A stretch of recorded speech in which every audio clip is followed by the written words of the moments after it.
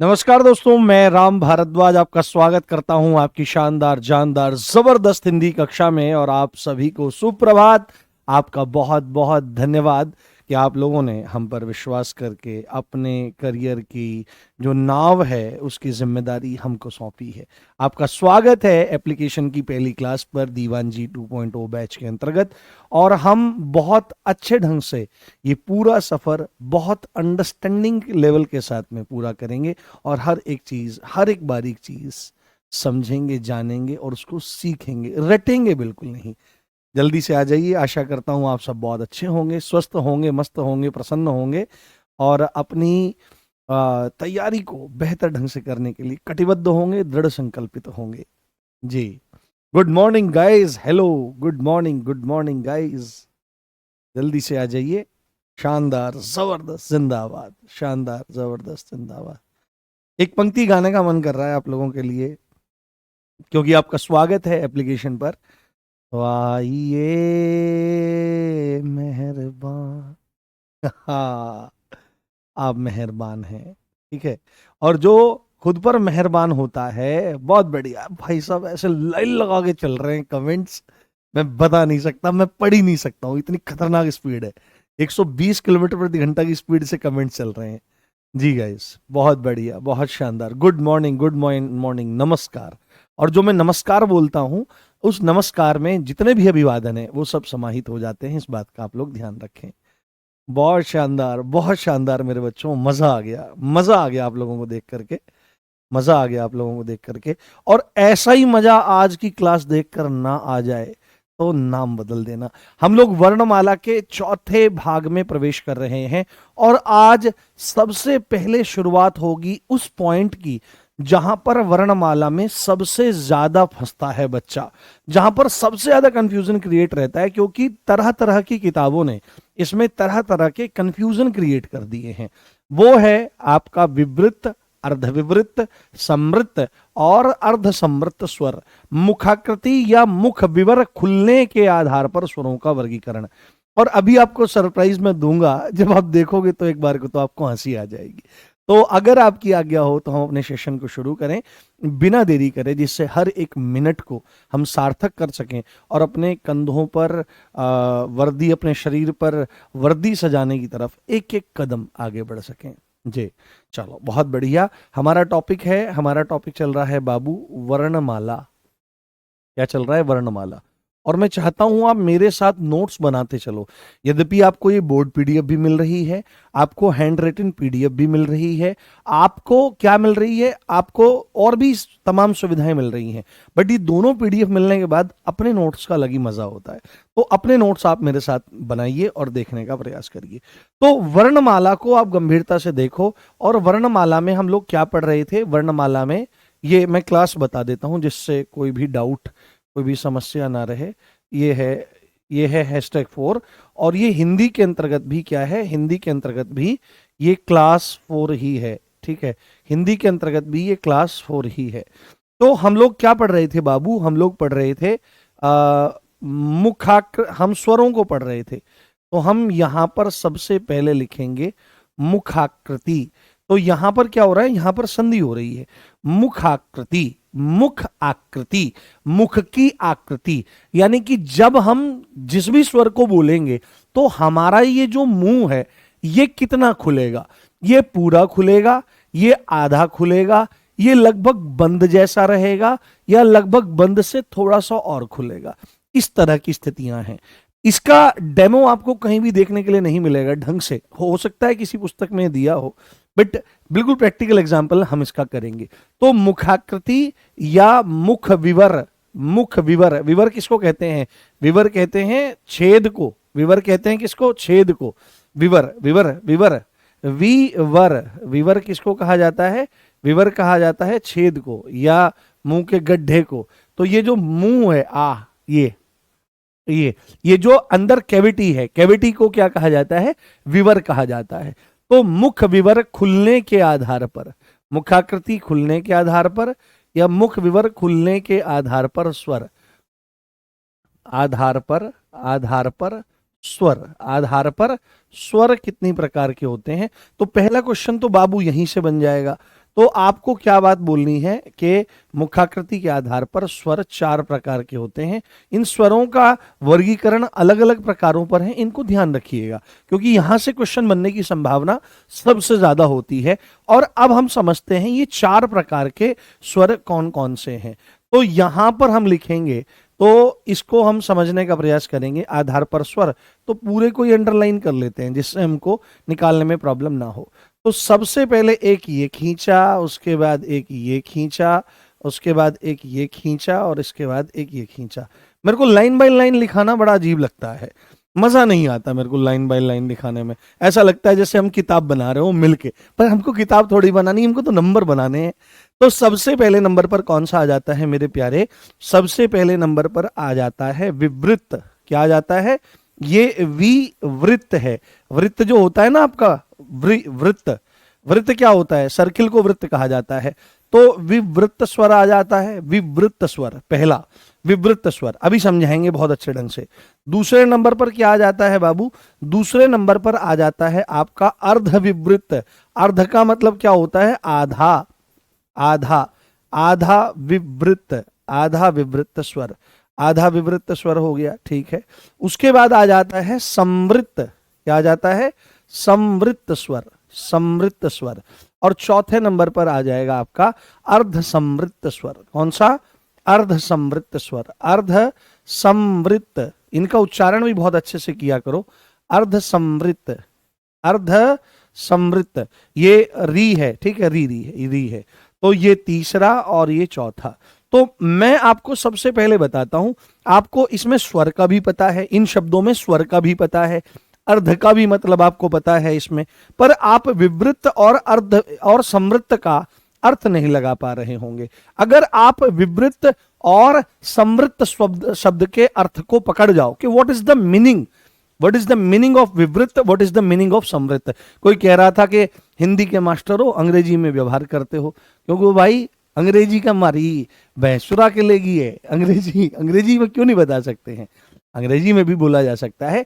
मूल बात है समझाना है, एक एक बात समझ में आ जाए।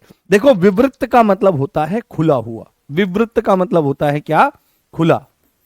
विवृत्त का मतलब होता है खुला, बस ये ध्यान रखना, ये अर्थ है। और समवृत्त का मतलब होता है बंद। विवृत्त का मतलब होता है खुला और समवृत्त का मतलब होता है बंद। अब इतने से आपको सारा का सारा कॉन्सेप्ट समझ में आ जाएगा। तो विवृत्त स्वर और किस आधार पर है? मुख विवर खुलने के आधार पर। ये ये अलग आवाज आई है, ये नहीं है आ, हल्का खुला, थोड़ा खुला।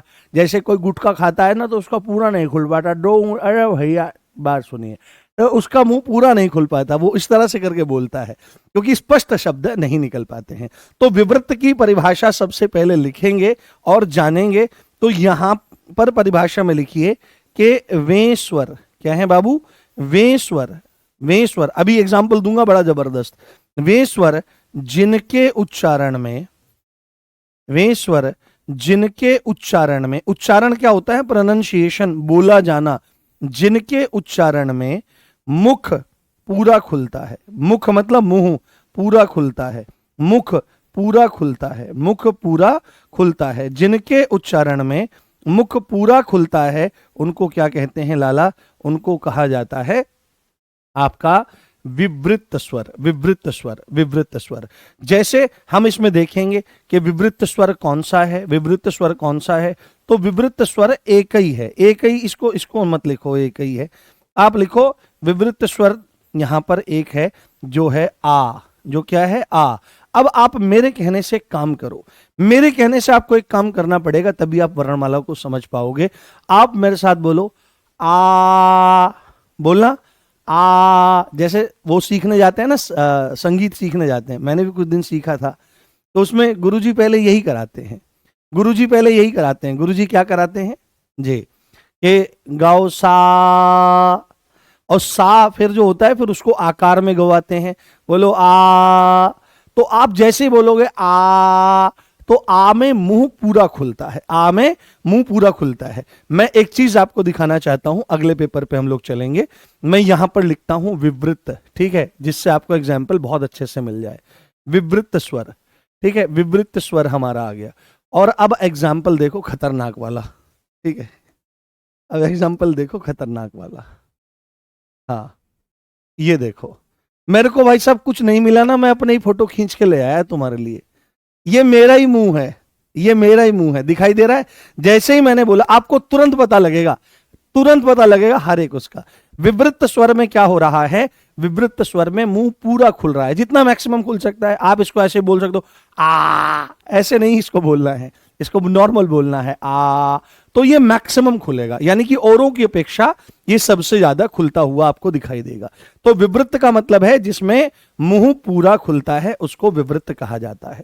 उसके बाद विवृत का मतलब क्या होता है, विवृत का मतलब होता है आधा, विवृत का मतलब होता है पूरा, है ना, यानी कि खुलना, खुलना, और खुलना भी कैसा, पूरा खुलना। और जब आप लिख रहे हो अर्ध, अर्ध मतलब आधा, तो इसका मतलब यहां पर परिभाषा क्या बनेगी कि वें स्वर, इसकी परिभाषा क्या बनेगी बाबू, वें स्वर, वें स्वर, वें स्वर जिनके उच्चारण में, जिनके उच्चारण में, जिनके उच्चारण में मुख आधा खुलता है। क्या होता है, मुख आधा खुलता है, मुख आधा खुलता है, जिनके उच्चारण में मुख आधा खुलता है। विवृत का मतलब खुलना, और अर्ध का मतलब यहां पर आधा हो जाएगा। कौन कौन से हो जाएंगे ये, कौन कौन से हो जाएंगे, तो ये तीन हैं। एक तो है अ, एक है आपका आई, आई, और एक है आपका औ। ये तीन जो हैं ये आपके कैसे हैं, ये अर्धविवृत हैं। अर्धविवृत का मतलब ये है कि मुख यहां पर आधा खुलेगा। जैसे आप बोलोगे आप बोलो, देखो पता लगेगा आपको, आ बोलो, आ तो पूरा खुला, बोलोगे तो आधा खुलता हुआ दिखाई देगा। चलो अगले पेपर पर चलते हैं, और यहां पर लिखते हैं अर्धविवृत। क्या लिखते हैं बाबू, यहां पर लिखते हैं अर्धविवृत, अर्धविवृत स्वर, अर्धविवृत स्वर। तो अ है, आई है और औ है, तो एक पिक्चर और उठा के लाते हैं ऐसी सी कहीं से। तो यहां पर हमने देखा, ये देखो आप, ये वाला फोटो देखो, और अंतर दोनों में चेक कर लेना आप लोग, अंतर दोनों में चेक कर लेना। अंतर जैसे ही चेक करोगे तो आपको सब चीजें यहां पर समझ में आ जाएंगी। देखो इन दोनों के मध्य अंतर देखो, यहां पर क्या हो रहा है बाबू, यहां पर मुख जो है वह पूरा खुल रहा है। देखो यहां पर गोलाई देखो चेहरे की, यहां पर पूरा मुख खुल रहा है, जबकि यहां और यहां ये पूरा खुल रहा है और यहां पर आधा खुल रहा है। नोटिस हो रही है बात, सही बात है ना, झूठ तो नहीं बोल रहा हूं मैं, ये बात है। विवृत में मुख पूरा खुलता है, अर्धविवृत में आधा खुलता है। अब चलो फिर चलते हैं वापस और समझने का प्रयास करते हैं। अब देखो, अब आ गया समृत। समृत का मतलब क्या होता है, समृत का मतलब होता है बंद। तो बंद का मतलब ऐसे थोड़ी होगा, ऐसे थोड़ी बोलेंगे। बंद का मतलब, इसका शाब्दिक अर्थ बंद होता है, परंतु बंद का मतलब क्या होगा कि लगभग बंद जैसा ही रहेगा, थोड़ा बहुत खुला रहेगा, नाम मात्र को खुला रहेगा। तो समृत का मतलब यहां पर क्या आ जाएगा, समृत का मतलब आ जाएगा वें स्वर, वें स्वर जिनके उच्चारण में, वें स्वर जिनके उच्चारण में, वें स्वर जिनके उच्चारण में, जिनके उच्चारण में मुख लगभग बंद रहता है, मुख लगभग बंद रहता है, मुख लगभग बंद रहता है, मुख लगभग बंद रहता है, मुख लगभग बंद रहता है, में आपके समृत स्वर आपके आ जाते हैं। और इन समृत स्वरों में कौन है, इन समृत स्वरों में ई आपका हो जाएगा, उसके बाद उ और आपका ऊ हो जाएगा। ये बात आपको ध्यान रखनी चाहिए, है ना। ये आपके चार स्वर ऐसे हैं जिसमें मुख लगभग बंद रहेगा, लगभग बंद रहेगा, यानी कि थोड़ा बहुत आपका खुला रहता है। चलो आगे हम यहां पर देखते हैं, आगे यहीं पर देखते हैं और समझते हैं। हम क्या लिखेंगे यहां पर, अब लिखेंगे हम यहां पर समृत स्वर। आज तक अगर आपको पकड़ में नहीं आया होगा तो आज ये पकड़ में आ जाएगा, समृत स्वर। और चलो समृत स्वर के लिए एक पिक और उठा के लाते हैं, और ये पिक है ये वाली, ये पिक है ये वाली। आज तक हम उलझते रहे, चीजों को देखते रहे। बाबू आप खुद देख सकते हो इन तीनों में डिफरेंस। इसमें विवृत में मुख पूरा खुला हुआ है, अर्धविवृत में मुख आधा खुला हुआ है, कंपैरिजन देख सकते हो।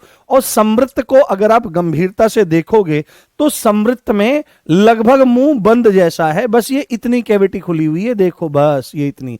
यहां पर देखो कैविटी आधी खुली हुई है, और यहां पर जो ये कैविटी है ये पूरी खुली हुई है, ये आप देखने का प्रयास करो। तो देखो इसमें, और कुछ दांत भी इसमें दिखाई देते हैं, हालांकि ये डेफिनेशन बहुत ज्यादा गहरी हो जाती है, बट इतनी टेंशन लेने की जरूरत नहीं है। समृत में मुख लगभग बंद रहता है, ये बात आपको समझ जानी चाहिए, ठीक है। और चौथे नंबर पर अब हम अगर चलें तो यहां पर हमारा कौन सा आ जाता है, यहां पर आ जाता है अर्ध समृत। तो अर्ध समृत का मतलब क्या है कि समृद्धि का मतलब तो होता है बंद होना, बंद होना, और अर्ध समृत यानी कि यहां पे समृत से मुख थोड़ा सा ज्यादा खुल जाएगा, थोड़ा सा समृत से ज्यादा खुल जाएगा। मैक्सिमम जगह क्या होता है, अर्ध विवृत को और अर्ध समृत को दोनों में कह देते हैं मुख आधा खुला हुआ है, बट दोनों अगर सेम होते तो फिर एक ही रहता, अलग अलग क्यों रहते। अर्ध समृत में मुख आधा खुला रहता है, जबकि अर्ध समृत की परिभाषा में आपको लिखना पड़ेगा वेस्वर जिनके उच्चारण में, वेस्वर जिनके उच्चारण में, वेस्वर जिनके उच्चारण में, वेस्वर जिनके उच्चारण में मुख समृत से कुछ अधिक खुलता है, समृत से कुछ अधिक खुलता है, समृत से कुछ अधिक खुलता है। वे स्वर जिनके उच्चारण में मुख समृत से कुछ अधिक खुलता है, कुछ अधिक, इसमें तो लगभग बंद सा ही रहता है, आपने देखा थोड़ी सी कैविटी खुली हुई है, बट इसमें क्या चीज है, इसमें समृत से थोड़ा सा ज्यादा खुलता हुआ हमको नजर आएगा, दिखाई देगा। और ये कौन से हैं, ये कौन से हैं, इस बात को आप लोग ध्यान रखें बहुत अच्छे से। ये दो हैं, ए है और आपका ओ है। तो हमने यहां पर सारी की सारी चीजों को जान लिया है। तो एक बार मैं दोबारा रिपीट इसको कर देता हूं, थोड़ा सा साइज छोटा कर दें हम इसका।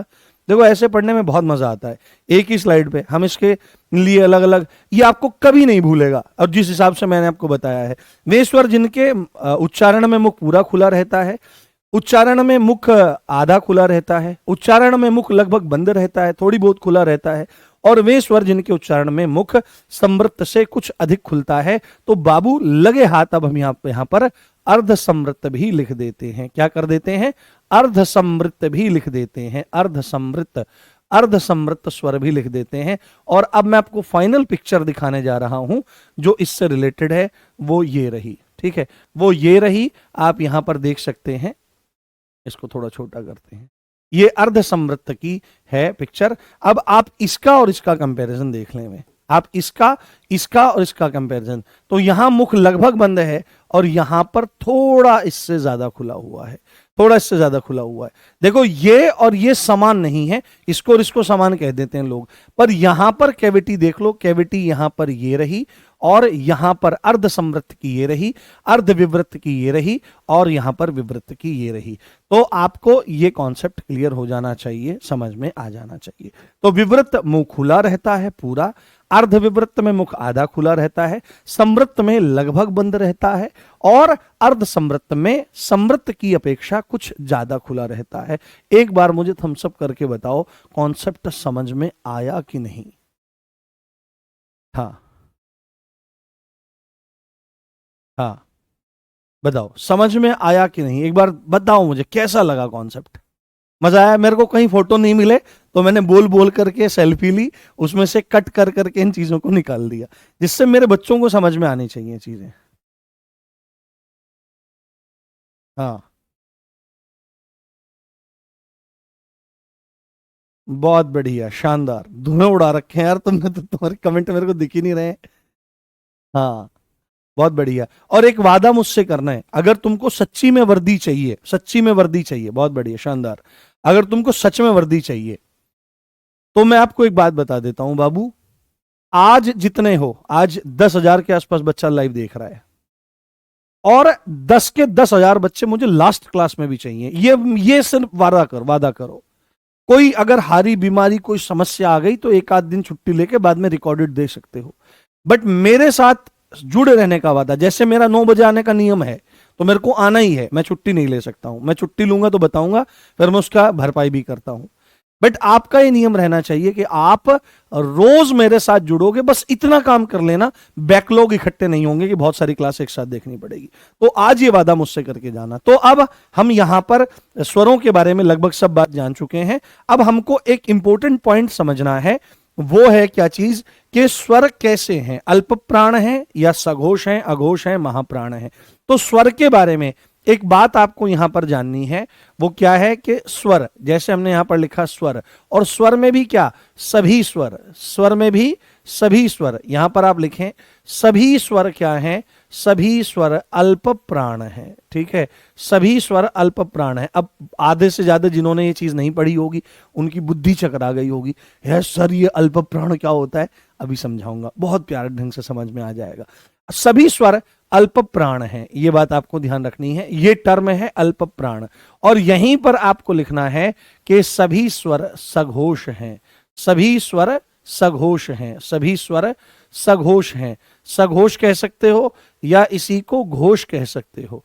अब आपने सोचा होगा ये घोष क्या है, ये सघोष क्या है, इनके बारे में तो कुछ बताया जाए। तो ये आपको सबसे पहले ध्यान रख लेना है, क्योंकि दोनों के दोनों फैक्ट बहुत ज्यादा इंपॉर्टेंट है। वो पूछता है स्वर कैसे हैं, तो आपको बताना है सभी स्वर अल्प प्राण हैं। और सभी स्वर कैसे हैं, तो सभी स्वर सघोष हैं, सभी स्वर घोष हैं। आइए अब एक चीज मैं आपको समझा दूं कि सघोष अघोष क्या होता है, अल्प प्राण महाप्राण क्या होता है, क्योंकि आगे जैसे ही व्यंजन में हम लोग एंटर करेंगे तो हमको यह बात समझ में आएगी, हमको इस चीज की जरूरत पड़ेगी। देखो, अब सबसे पहले मैं ऐसे करता हूं कि इधर तो लिख देता हूं अघोष, इधर तो लिख देता हूं अघोष, ठीक है, और इधर लिख देता हूं सघोष। इस तरह कंपैरिजन करके चीजें बहुत दिन तक दिमाग में रहती हैं और अच्छे समझ में आ जाती हैं। पता है चीजें क्यों नहीं दिमाग में रहती? चीजें दिमाग में इसलिए नहीं रहती प्यारे, क्योंकि हम जिस तरह से उनको पढ़ना चाहिए वैसे नहीं पढ़ते हैं। हम एकदम से चीजें क्या करेंगे, हम एकदम से चीजें क्या करेंगे, अघोष वो होते हैं जिसमें गले में आवाज नहीं होती, और सघोष वो होते हैं जिसमें गले में आवाज होती है। पर आपने मूल तत्व जाना ही नहीं। आप इस शब्द को क्यों नहीं पकड़ते? यहां पर ये अ लगा हुआ है। अब दोनों में क्या है, देखो घोष शब्द जो है वो समान है, पर शुरुआत में अ लगा हुआ है, स लगा हुआ है।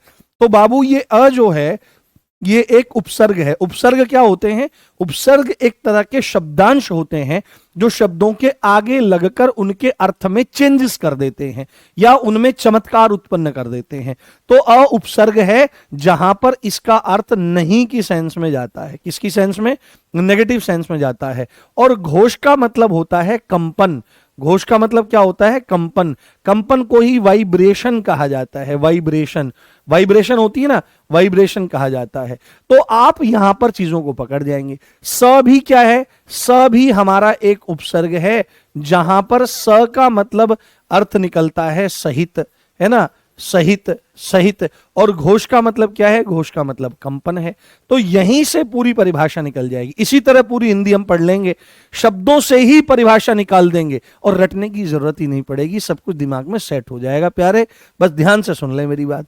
तो अघोष क्या है कि वे वर्ण होते हैं, क्योंकि खाली स्वरों के बारे में कहना जरूरी नहीं है, क्योंकि अघोष और सघोष तो आगे वर्ण भी, व्यंजन भी आएंगे। तो हम सीधी सीधी बात करेंगे, वे वर्ण जिनका उच्चारण करते समय, यानी कि जिनको बोलते समय, जिनको बोलते समय, जिनका उच्चारण करते समय, जिनका उच्चारण करते समय, जिनका उच्चारण करते समय स्वर तंत्र में, जो हमारा साउंड बॉक्स होता है स्वर तंत्र में, या कहीं कहीं बाबू ये स्वर तंत्री भी लिखा रहता है, तो घबराने की जरूरत नहीं है।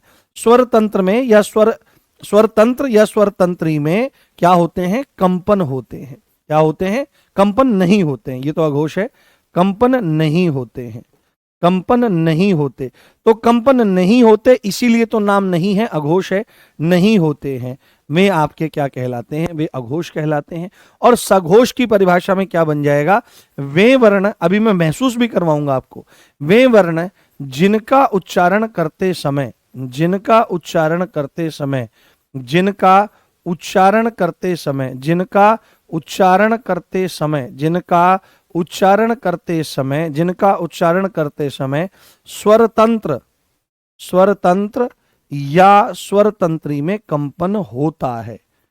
स्वर तंत्री में, स्वर तंत्री में कंपन होता है, स्वर तंत्री में कंपन होता है। बस ये बात ध्यान रखनी है, वो आपके सघोष कहलाते हैं। जैसे हमारे ये जितने भी हैं हमारे स्वर कैसे हैं? हमारे सारे के सारे स्वर सघोष हैं। आप एक काम करो, अब मैं, मेरे कहने से आपको एक काम करना पड़ेगा, मैं मानूंगा नहीं, मैं मानूंगा नहीं। देखो कैसे, हाँ देखो कैसे, ये जो हिस्सा है ये वाला, जहां से आप गाते हो मेरे सामने वाली खिड़की में एक चांद सा टुकड़ा रहता, अरे पढ़ ले रे।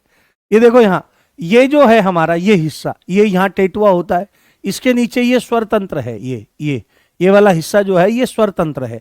यहाँ हाथ लगाओ, अब ठंडे हो रहे हैं फिर लगाना पड़ेगा, ठंडे हो रहे हैं हाथ लगाओ। हाँ रिप्लाई देंगे बाबू, एक बार पढ़ा लूं मैं फिर पूछूंगा मैं आपको कोई दिक्कत है क्या। अब यहां पर देखो, यहां हाथ लगाओ, यहां हाथ लगाओ, सबके सब जितने बच्चे हैं यहां पर हाथ लगाएंगे और मेरे साथ बोलेंगे बोलना एक बार, बोलो एक बार, केवल बोलना है, आ ई ई उ उ रे ए ऐ ओ औ। कंपन हो रहा है कि नहीं? क्लियर वाइब्रेशन पता लग रही हैं, इसीलिए ये सारे के सारे कैसे हैं, इसीलिए ये सारे के सारे सघोष कहलाते हैं। यह बात आपको बहुत अच्छे से पकड़ जानी है, बहुत अच्छे से आपको देख जानी है। तो मुझे प्यारे ये बताओ कि मैंने झूठ बोली कि सच बोली, झूठ बोला कि सच बोला, ये बात बताओ। अब तो ये स्वर बॉक्स वाला काम नहीं, अब तो अल्प प्राण महाप्राण समझाएंगे। बोलो समझ में आया,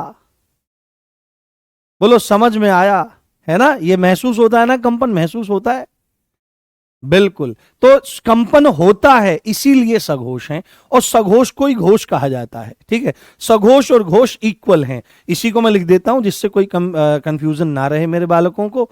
तो यहां पर सघोष को ही घोष कहा जाता है, घोष को ही सघोष कहते हैं, इसमें कोई अलग अलग बात नहीं है। अब अगर यहां पर चीजें आपको समझ में आ गई हैं तो हम चलते हैं महाप्राण अल्प प्राण पर। तो इसको भी यहां तो आज समझ लो, यहां पर ध्यान से देख लो। तो एक तरफ हम लिख देते हैं अल्प प्राण, क्या लिख देते हैं? अल्प प्राण, अल्प प्राण। और बाबू एक तरफ लिख देते हैं महाप्राण, एक तरफ क्या लिख देते हैं? एक तरफ लिख देते हैं महाप्राण, महाप्राण। तो भाई आपको लग रहा होगा पता नहीं क्या बवाल है, अल्प प्राण महाप्राण क्या बवाल है? तो कुछ बवाल नहीं है अगर ढंग से चीजों को देखा जाए। देखो जब भी चीजें जिंदगी में मुश्किल लगने लगे, बस मेरी बात ध्यान से सुनना, हर जगह ये काम आएगा, लिख लो इसको। जब जब जीवन में चीजें मुश्किल लगने लगे, हमेशा ध्यान रखना, उनको ध्यान से देखना, वो हमेशा कॉम्पैक्ट दिखाई देंगी, एक साथ बहुत सारी चीजें उलझी हुई दिखाई देंगी।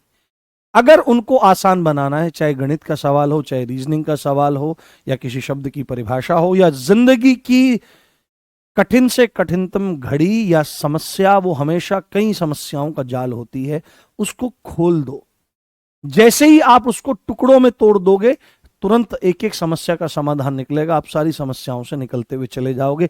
अल्प प्राण एक साथ समझने में दिक्कत आ रही है, पर जैसे ही मैं इसको दो टुकड़ों में तोड़ देता हूं तो अल्प शब्द का अर्थ होता है थोड़ा, क्या होता है? थोड़ा। और प्राण का मतलब होता है यहां पर प्राणवायु। प्राण से मतलब क्या है यहां पर? प्राणवायु, या प्राणवायु को ही आप हवा कह सकते हो। और सेम चीज यहां पर है, यहां पर महाप्राण में महा को अलग कर दो, प्राण को अलग कर दो। प्राण का मतलब हमने देखा प्राणवायु, जिसको हम सांस इत्यादि लेते हैं, ये प्राणवायु, जिसको हवा आप कह सकते हो। और महा का मतलब होता है ज्यादा, महा का मतलब होता है महान। महान का मतलब क्या होता है? महान कौन कोई चीज कब होती है? जब किसी चीज में किसी चीज का एक्सेसिव हो जाता है, एक्सेस हो जाती हैं चीजें, ओवरलोडेड हो जाती हैं, तब महान होता है। तो यहां पर हमने इन चीजों को जाना, इन चीजों को समझा, अब इनकी परिभाषाओं की तरफ चलते हैं। तो अल्प प्राण क्या होते हैं? अल्प प्राण में आपको याद रखना है वे वर्ण जिनका उच्चारण करते समय, क्या करते समय बाबू? जिनका उच्चारण करते समय, जिनका उच्चारण करते समय, जिनका उच्चारण थोड़ा कम भी कह सकते हो, थोड़े हो कम भी कह सकते हो, तो थोड़ा या कम, जिनका उच्चारण करते समय कम या थोड़ी प्राणवायु की आवश्यकता पड़ती है, या थोड़ी प्राणवायु की आवश्यकता पड़ती है, थोड़ी या कम प्राणवायु की आवश्यकता पड़ती है, आवश्यकता पड़ती है, जरूरत पड़ती है, ज्यादा दम नहीं लगाना पड़ता। कम प्राणवायु की आवश्यकता पड़ती है, कम प्राणवायु की आवश्यकता पड़ती है, उसको अल्प प्राण कहा जाता है मेरे प्यारे। और अगर इसी को एक और मायने में बिल्कुल देशी शब्दों में हम लोग लिख दें तो क्या लिख देंगे कि वे वर्ण जिनके उच्चारण में कम जोर लगाना पड़े, जिनके उच्चारण में कम जोर लगाना पड़े। भाई ज्यादा जोर लगाने का मतलब है ज्यादा प्राणवायु, और कम जोर लगाने का मतलब है कम दम लगाने का मतलब है कम प्राणवायु। तो जिनके उच्चारण में कम दम लगाना पड़े, कम जोर है ना, कम जोर या कम दम लगाना पड़े, तो उनको क्या कहते हैं, उनको अल्प प्राण कहा जाता है। आसानी से बोले जाते हैं, लगाना पड़ता है, लगाना पड़ता है, वो क्या कहलाते हैं, वो अल्प प्राण। और जबकि इसके अपोजिट अगर हम यहां जाएंगे, महा मतलब ज्यादा, यानी कि वे वर्ण जिनके उच्चारण में, वे वर्ण जिनके उच्चारण में, वे वर्ण जिनके उच्चारण में, वे वर्ण जिनके उच्चारण में क्या करना पड़ता है, आपका उच्चारण करते समय लिखें, वहां पर भी वही लिखा है ना, उच्चारण करते समय, उच्चारण करते समय अधिक प्राणवायु की आवश्यकता पड़ती है, अधिक प्राणवायु की आवश्यकता पड़ती है, अधिक प्राणवायु की आवश्यकता पड़ती है। हाँ, अधिक प्राणवायु, अधिक ध्यान भंग हो जाता है, अधिक प्राणवायु, क्योंकि भाषा उससे बिगड़नी नहीं चाहिए। अधिक प्राणवायु की आवश्यकता पड़ती है, अधिक प्राणवायु की आवश्यकता पड़ती है, आवश्यकता पड़ती है। उसको क्या कहते हैं लाला, उसको कहा जाता है आपका महाप्राण, उसको महाप्राण कहते हैं। अगर इसी का एक सिंपल वर्जन देना हो तो सिंपल आप यहां पर लिख लो, वे वर्ण जिनके उच्चारण में, वे वर्ण जिनके उच्चारण में, जिनके उच्चारण में ज्यादा जोर लगाना पड़े, क्या करना पड़े, ज्यादा जोर या ज्यादा दम लगाना पड़े, ज्यादा दम लगाना पड़े, उनको क्या कहते हैं, उनको हम क्या कहते हैं, उनको हम कहते हैं महाप्राण। ये समय, जैसे मैं आपको एग्जाम्पल देता हूं, जैसे एग्जाम्पल देता हूं, हमने यहां पर देख लिया कि सारे के सारे स्वर जो हैं, सभी स्वर अल्प प्राण हैं, ये तो हमने देख लिया। पर महाप्राण भी कुछ आ जाए ना तो हमको समझ में आना चाहिए, सभी स्वर अल्प प्राण हैं। महाप्राण के बारे में अभी आएगा कि प्रत्येक वर्ग, अभी जो आएगा ना हमारा स्पर्श व्यंजन, उसमें 5 वर्ग बने रहेंगे, क वर्ग, च वर्ग, ट वर्ग, त वर्ग और प वर्ग। तो हर वर्ग का दूसरा और चौथा जो होता है वो महाप्राण होता है।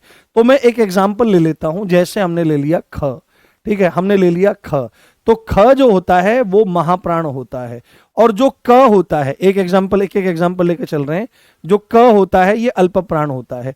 मेरे कहने से काम आपको करना है, अभी आप मेरे साथ बोलो क, बोलना एक बार मेरे साथ में प्लीज, मेरे कहने से बाबू एक चीज बोलनी है कि क बोलो, एक बार सब बोलो क, और क बोलकर थम्स अप करो फटाफट। क, वो सब बताएंगे, गिनती जो करेंगे ना अल्प प्राण महाप्राण की, लास्ट में करेंगे, सब पढ़ा करके एक एक चीज पढ़ाई जाएगी। आप मेरे साथ बोलो क। तो जैसे ही हमने क बोला, कोई ज्यादा जोर नहीं लगाना पड़ा, आराम से वो आ गया है क, कम प्राणवायु की आवश्यकता पड़ी, आराम से आपने उसको बोल दिया। पर जैसे ही आप बोलोगे ख ख, तो एकदम से क की अपेक्षा ज्यादा दम लगाना पड़ा।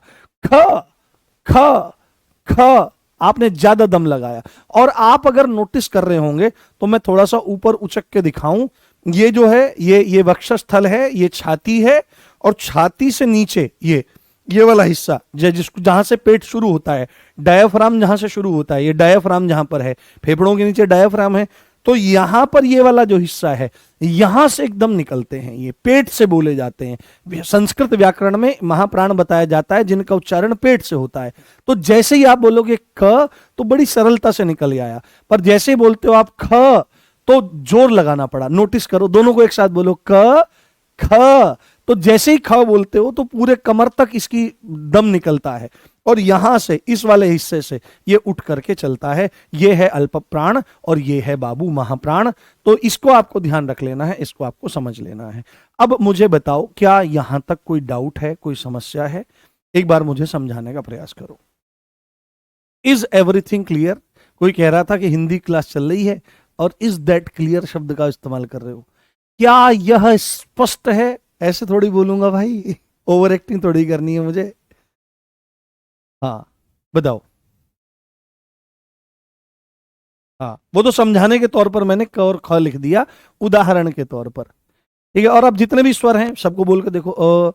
आ, ई, उ, री, ए, आए, ओ, औ।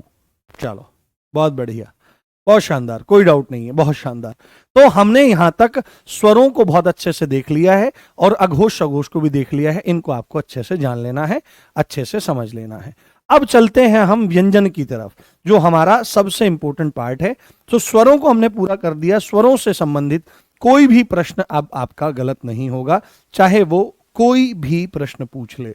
ठीक है, इस बात को ध्यान रखना है। अब हम चलते हैं स्वरों के बाद व्यंजन पर। कहां चलते हैं? व्यंजन पर।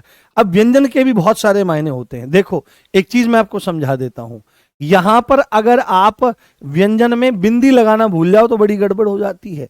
एक टॉपिक होता है आपका समश्रुत भिन्नार्थक शब्द। सम मतलब समान, श्रुत मतलब सुनने में। जो ऐसे शब्द हैं जो सुनने में तो एक जैसे लगते हैं परंतु भिन्न है अर्थों में। समश्रुत भिन्नार्थक शब्द। अगर आप शब्द लिखने जा रहे हो व्यंजन, और आप व्यंजन में इस अंक की मात्रा को लगाना भूल जाओ तो भाई साहब गड़बड़ हो जाएगी। देखो, एक शब्द है व्यंजन और एक शब्द है व्यजन। व्यजन क्या होता है? व्यजन होता है पंखा। व्यजन आपका होता है पंखा। और व्यंजन क्या होता है? व्यंजन आपका ये वर्ण भी हो सकता है ना, वर्ण के संदर्भ में भी आ सकता है। और कोई पकवान को भी व्यंजन कहा जाता है। ठीक है भाई, क्या व्यंजन बने हैं, क्या है? तो व्यजन माने पंखा। पंखा होता है वो हाथ वाला, जिसके बारे में गाया जाता है। बीजना जिसको कहते हैं, मेरा नो डांडी का बीजना, ये सुना होगा आपने, लोकगीत है एक। तो व्यंजन शब्द है यहां पर। तो हमारा किससे मतलब है? व्यजन माने पंखा, व्यंजन माने वर्ण या पकवान होता है। तो यहां पर व्यंजन की परिभाषा अब हमको लिखनी पड़ेगी, क्योंकि ये दूसरा भेद है वर्ण का। तो यहां पर हमको ध्यान रखना है प्यारे, यहां पर हमको देखना है परिभाषा। यहां पर हम लिखते हैं परिभाषा, क्योंकि आप में से कुछ बच्चे कहते हैं कि सर अच्छे से परिभाषा लिखवा दिया करो। बाबू, हमको परिभाषा लिखने से ज्यादा जरूरी कॉन्सेप्ट ये है कि चीजें समझ में आए। ठीक है, परिभाषाएं तो पुस्तकों में भरी पड़ी हैं, पर फिर भी आपके कहने से मुख्य मुख्य चीजों को हम लिख देते हैं।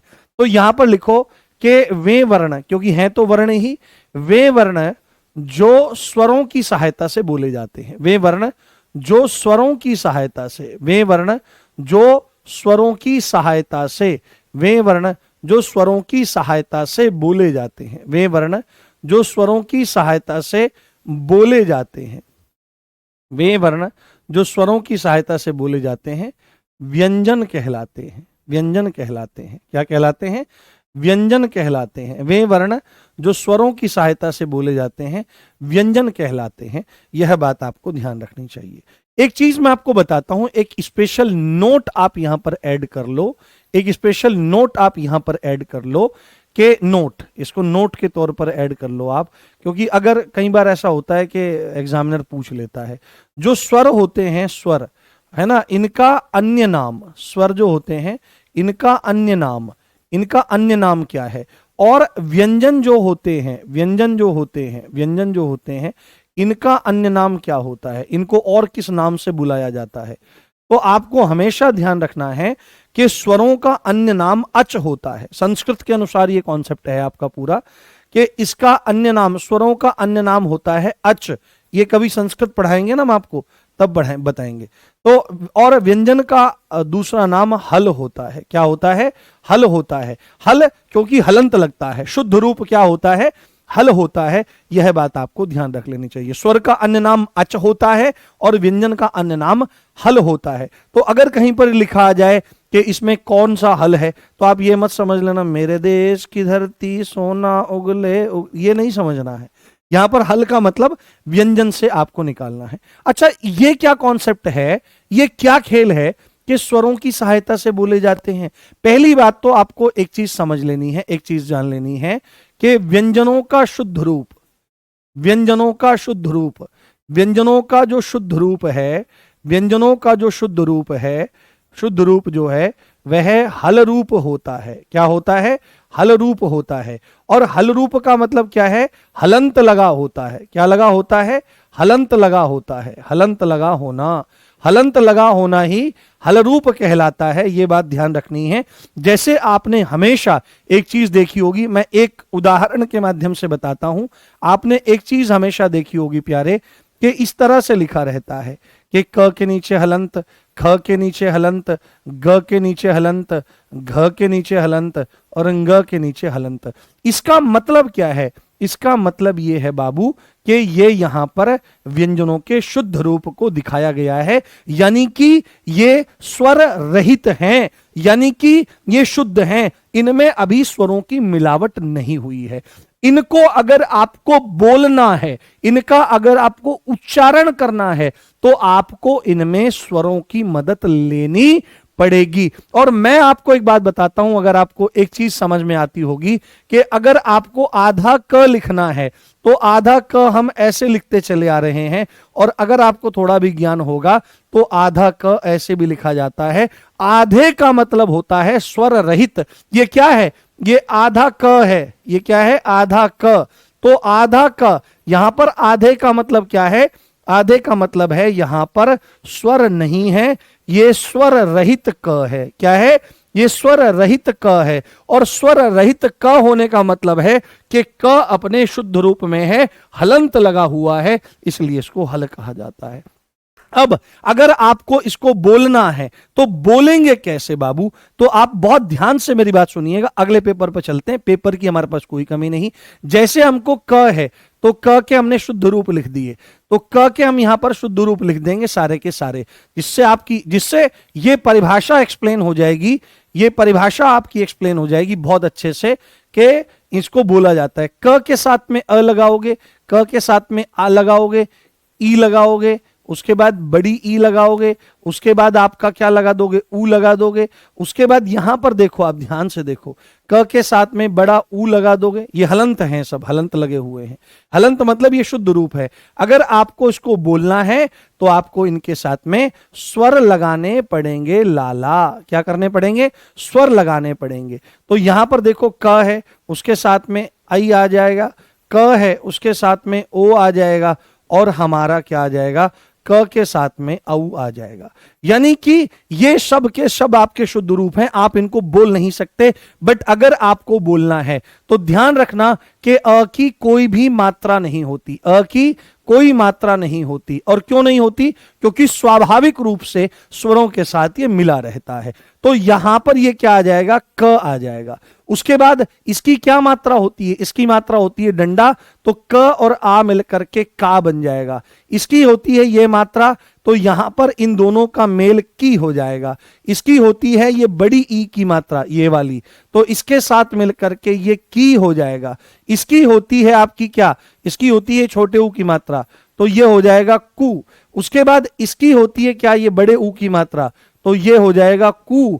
इसकी होती है ये री की मात्रा, तो ये हो जाएगा क्री, कृष्ण वाला क्री। अब ध्यान से देखना है, ए की होती है एक मात्रा, ये आपको संधि में बहुत काम आएगा। आपको लग रहा होगा मास्टर जी ये क्यों बता रहे हैं?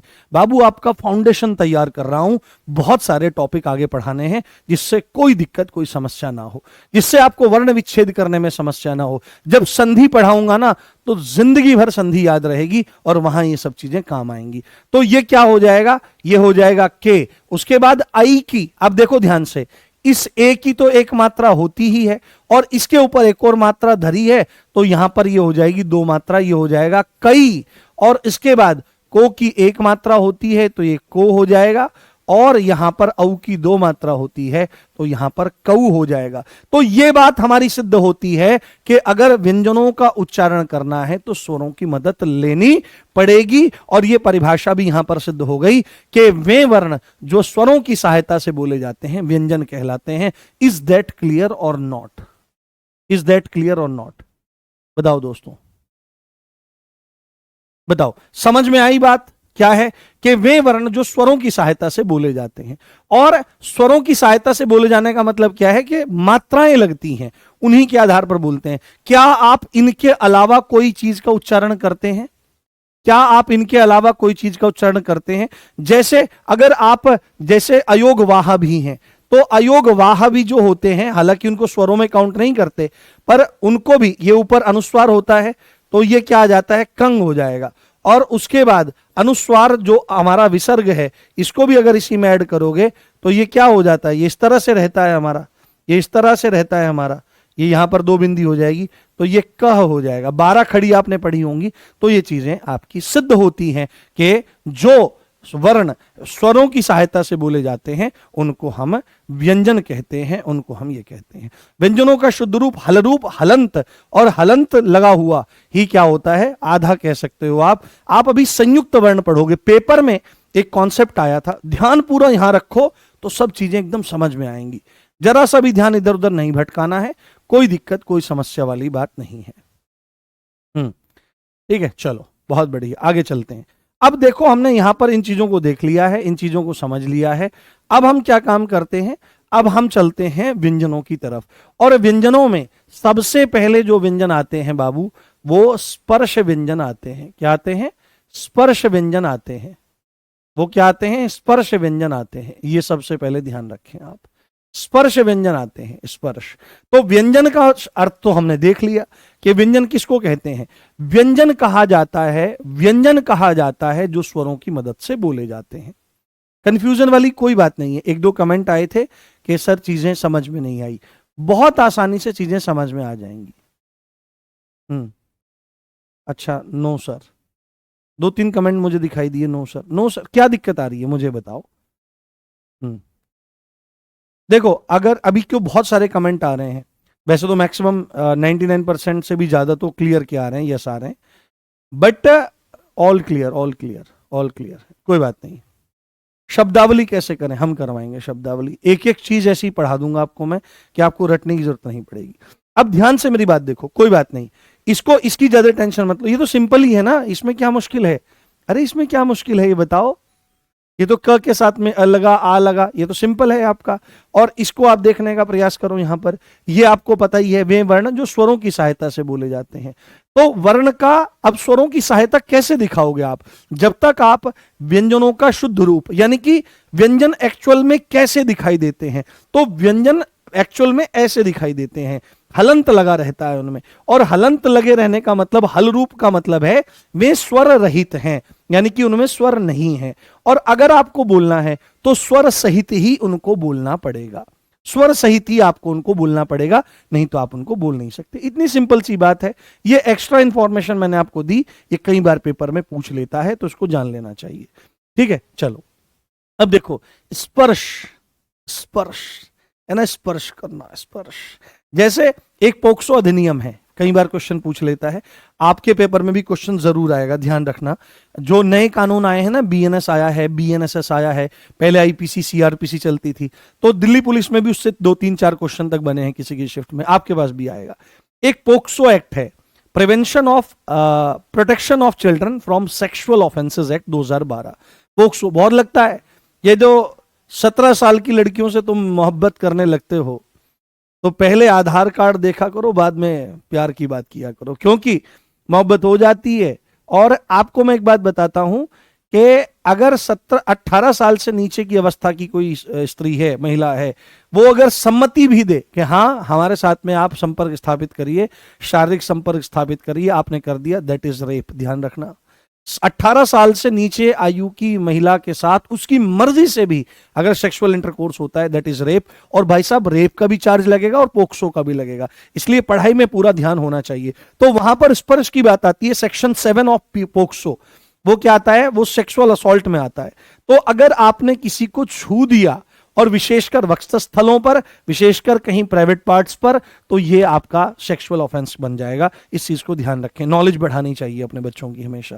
तो स्पर्श का मतलब क्या होता है, स्पर्श का मतलब होता है टच। क्या होता है, अरे मुझे टच मत करो, अरे तुमको टच क्यों नहीं करे, अरे तू तो दोस्त है मेरा यार, तू लड़कियों की तरह बिहेव क्यों कर रहा है। तो टच करना। तो यहां पर आपको बात आएगी, क्या सर इनका उच्चारण ऐसे होता है, ग ग, ऐसे नहीं होता है। इनका उच्चारण कैसे होता है बाबू, यहां पर ध्यान रखना है कि वे वर्ण, वे वर्ण इनकी परिभाषा क्या है। वे व्यंजन, व्यंजन लिखते हैं सीधे अब तो, वे व्यंजन जिनका उच्चारण करते समय, जिनका उच्चारण करते समय, वे वर्ण, वे व्यंजन जिनका उच्चारण करते समय, जिनका उच्चारण करते समय वायु मुख के किसी न किसी भाग से स्पर्श करती है। वायु मुख के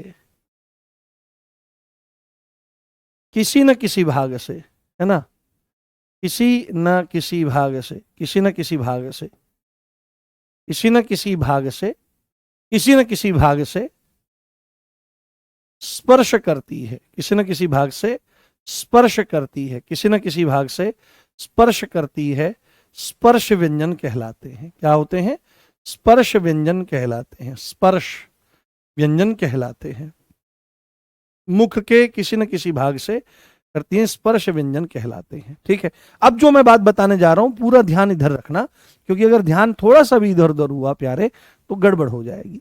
ठीक है, ये जो स्पर्श व्यंजन है बाबू, ये स्पर्श व्यंजन है जो, इनकी संख्या जो है, इनकी संख्या जो है वो कितनी है? 25 है। कितनी है संख्या? कितनी है? 25 है, हमको पता है। और साथ में आपको एक बात जाननी है, ये 5 वर्गों में बटे हैं। कितने वर्गों में? 5 वर्गों में विभाजित हैं। कितने वर्गों में बाबू? 5 वर्गों में ये आपके विभाजित हैं। 5 वर्गों में ये आपके विभाजित हैं, ये भी आपको समझ लेना है। और क्योंकि हर एक वर्ग में 5 व्यंजन होते हैं और 5 वर्ग आपके हैं, तो वर्गों में विभाजित होने के कारण इनका एक अन्य नाम भी है, इनका एक अन्य नाम भी है, इनका एक अन्य नाम भी है, इनको वर्गीय व्यंजन भी कहा जाता है। पेपर में अगर पूछ लिया जाए कि वर्गीय व्यंजन कौन से होते हैं, तो वर्गीय व्यंजन स्पर्श व्यंजनों को ही बोला जाता है। क्यों बोला जाता है? क्योंकि 5 वर्गों में ये विभाजित हैं। ये बात ध्यान रखना है आपको। ठीक है, अब एक एडिशनल चीज जो शायद ही आपको अब से पहले पता होगी, क्योंकि एग्जामिनर दिन पे दिन एडवांस होता जा रहा है, तो हमको इस तरह से तैयारी करनी है कि कोर कॉन्सेप्ट तो समझ में आई ही, एग्जामिनर ज्यादा नेता बनने की कोशिश करे तो उसको पता होना चाहिए कि हम RWA से पढ़कर आए हैं, हम अच्छे शिक्षकों से पढ़कर आए हैं जो जी जान लगाते हैं, कॉपी पेस्ट कंटेंट हमारे सामने पेश नहीं करते हैं। तो इस बात को ध्यान रखना है। एक अन्य नाम भी है, हाँ, एक अन्य नाम भी हमारा यहां पर आ जाता है। बहुत बढ़िया, बहुत शानदार। ठीक है, हाँ, कोई पूछ रहा है कुछ अजीब सी बात, भाई साहब ब्लॉक कर देगा वो जो बंदा है। एक अन्य नाम भी इसका है, इनको उदित व्यंजन भी कहा जाता है। ये पहली बार शायद आपको पता लग रहा होगा कुछ लोगों को या मैक्सिमम लोगों को। इनका एक अन्य नाम उदित व्यंजन भी है, क्योंकि इनका उदय होता है। ठीक है, इनका उदय होता है, या यहां से आप कह लो यहां से व्यंजनों का उदय होता है। तो इसके 3 नाम हो गए। एक नाम हो गया स्पर्श व्यंजन, एक नाम हो गया वर्गीय व्यंजन, एक नाम हो गया इसका उदित व्यंजन। तो आपको कैसे इनको याद रख लेना है, आपको कैसे इनको याद रख लेना है, तो अब मैं इनकी पूरी की पूरी एक डायग्राम जैसा बना रहा हूं और मेरे साथ आप उसको बनाएं। तो आपको सबसे पहले क्या बना लेना है? एक चांद सा रोशन चेहरा, ठीक है, जुल्फों का रंग सुनहरा, वो झील सी नीली आंखें, उस पर चश्मे का पहरा, तारीफ करूं क्या उसकी जिसने ट्रंप को बनाया। ठीक है, ध्यान रखो, ये कंठ है बाबू, ध्यान से सुनना है, इनके उच्चारण स्थान को भी समझेंगे। ये कंठ है, ये तालु है, मुंह की छत का ऊपरी भाग पढ़ाया था मैंने, ये मुंह की छत का अगला भाग है, यहां पर ये भाई के दांत हैं और यहां पर ये भाई के होठ हैं। ठीक है, ये होठ हैं ट्रंप के। तो ये है हमारा कंठ स्थान। क्या है? ये है हमारा कंठ यानी कि गला। ये है हमारा तालु, ये क्या है? तालु, मुख की छत का पिछला भाग। ये है मूर्धा, ये क्या है? ये है मूर्धा। ये है दांत, ये है दांत, और बाबू ये है होठ। तो इतना तो आपको याद रखना पड़ेगा।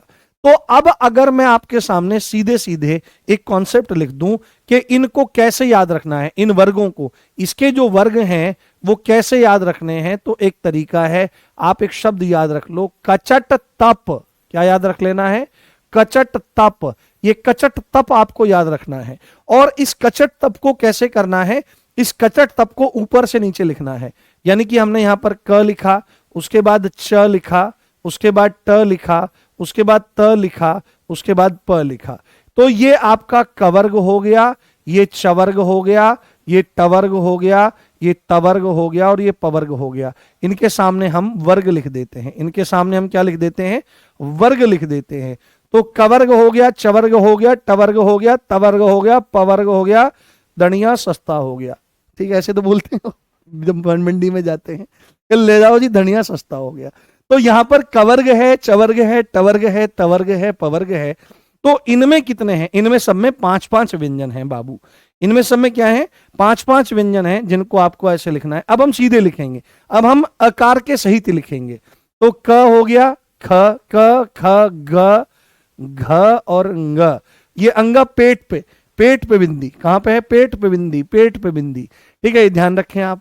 उसके बाद चवर्ग में क्या आ जाएगा, च आ जाता है, छ आ जाता है, ज, झ और इया। अब देखो, हमें स्कूल में जो मास्टर जी पढ़ाते थे, हमको जो स्कूल में मास्टर जी पढ़ाते थे, वो हमेशा एक बात पढ़ाते रहे, हमेशा एक बात बताते रहे। क्या बात बताते रहे वो, क्या बात बताते रहे वो, हमेशा एक ही बात बताते रहे, कै खे गे घे अण खाली, चे छे जय जय अण खाली।